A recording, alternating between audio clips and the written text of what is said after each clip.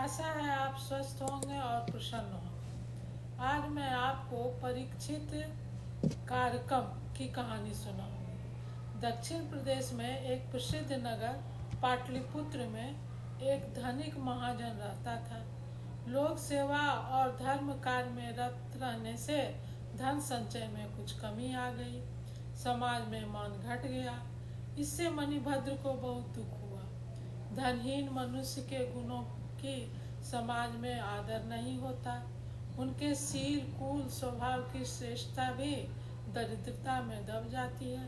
निर्धनता की इन भयानक कल्पनाओं में मणिभद्र का दिल कांप उठा। उसने सोचा, इस अपमानपूर्ण जीवन से मृत्यु अच्छी है। इन्हीं विचारों में डूबा हुआ था कि उसे नींद आ गई।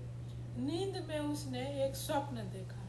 स्वप्न में पद्मनिधि ने एक भिक्षु के वेश में उसे दर्शन दिया और कहा कि वैराग्य छोड़ दो। तुम्हारे पूर्वज ने मेरा भरपूर आदर किया है, इसलिए तुम्हारे घर आऊँगा। कल इसी भिक्षु वेश में तेरे पास आऊँगा। उस समय लाठी की चोट से तुम मुझे मार डालना, तब मैं मरकर स्वर्णमय हो जाऊँगा। वह स्वर्ण तुम्हारी गरीबी को हमेशा के लिए मिटा देगा।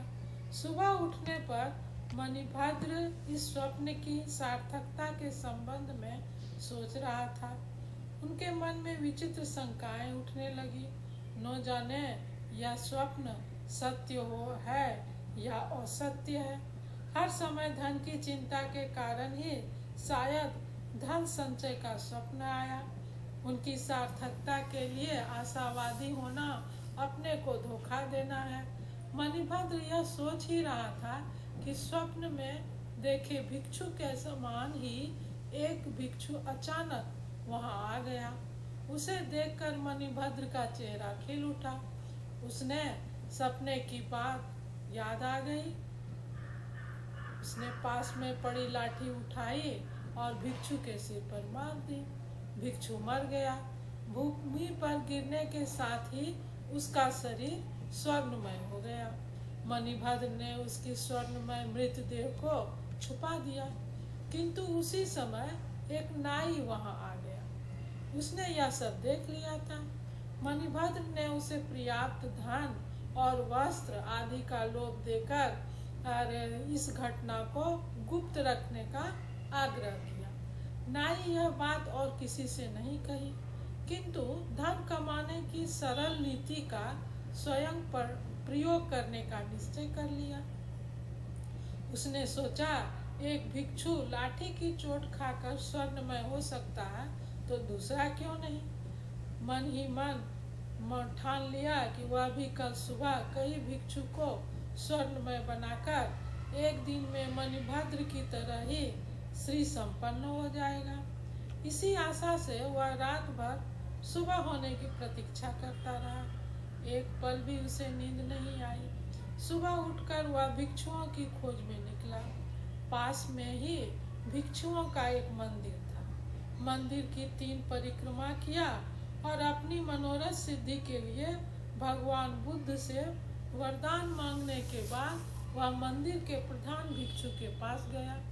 उसके चरणों का स्पर्श किया और उचित वंदना के बाद वह विनम्र निवेदन किया कि आज की भिक्षा के लिए आप समस्त भिक्षुओं समेत मेरे द्वार पर आइए।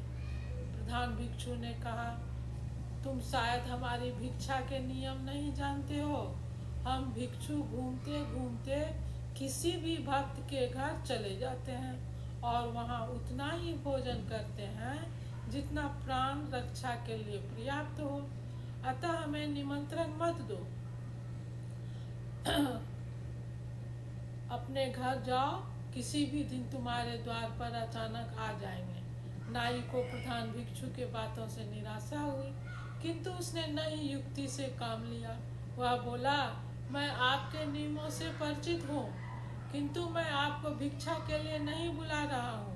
मेरा उद्देश्य तो आपको पुस्तक लेखन की सामग्री देना है। इस महान कार्य की सिद्धि आपके आए बिना नहीं होगी। प्रधान भिक्षु नाई की बात मान गया। नाई नाई जल्दी से अपना घर चला गया। वहाँ जाकर उसने लाठियाँ तैयार कर ली और उसे दरवाजे के पास रख दिया। तैयारी पूरी हो जाने पर वह फिर भिक्षुओं के पास गया और उन्हें अपने घर की ओर ले आया। भिक्षु वर्ग भी धन वस्त्र की लालच में उसके पीछे पीछे चलने लगे। भिक्षुओं की तृष्णा ने उन्हें ठग लिया। नाई ने उसे घर के अंदर ले जाकर लाठियों से मारना शुरू कर दिया।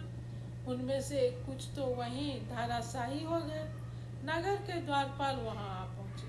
वहां उन्होंने देखा कि अनेक भिक्षु की मृत देह पड़ी है और अनेक भिक्षु आहत प्राण रक्षा के लिए इधर उधर दौड़ रहे हैं। नाई से जब इस रक्तपात का कारण पूछा गया तो उसने मणिभद्र के घर आहत भिक्षु के स्वर्णमय हो जाने की बात बतलाते हुए कहा कि वह भी स्वर्ण संचय करना चाहता था। नाई की बात सुनने के बाद राज्य के अधिकारी ने मणिभद्र को बुलाया और पूछा कि क्या तुमने किसी भिक्षु की हत्या की है। मणिभद्र ने अपने स्वप्न की कहानी आरंभ से लेकर अंत तक सुना दी। राज्य के धर्माधिकारी ने उस नाई को मृत्यु दंड की आज्ञा दी और कहा, बिना सोचे काम करने वाले के लिए यही दंड उचित है। मनुष्य को किसी भी कार्य करने से पहले उसे अच्छी तरह से जाने, सुने और उसके परिणाम को समझना चाहिए। धन्यवाद बच्चों, आज इतना ही। फिर मिलते हैं नई कहानी के साथ। जय हिंद, जय भारत।